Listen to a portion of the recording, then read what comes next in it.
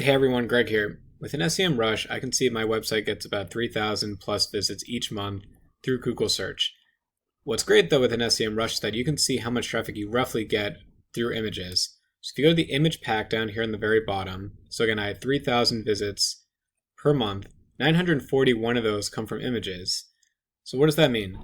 So if you scroll down here and you look at the keywords that rank, and if you go over to the right-hand side, if you click on the SERP, this is actually going to pull up a cached version of how Google has the results. So here's an answer box, and here's my image right here. If you want to see only images, you don't want to look for this king symbol right here. You want to look for something that does not have that. So how about this? Covered baseball stadiums. I'm the organic ranked position number 2, but if you scroll over to the right, so it is covered baseball stadiums. If you click on this, what comes up now is that I have the second organic listing, which SEMRush shows within the box. But if you scroll down, this image right here, that's me. This image right here is not. This image here is not.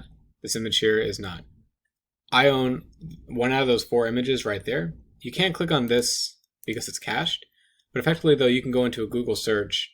You can replicate this entire search right here and figure out how many of those images you have. But that very first image that shows up, that's my site. So technically I have 2 ways to get people to come to my website: by doing the search, clicking on this organic listing, or even clicking on this image right here.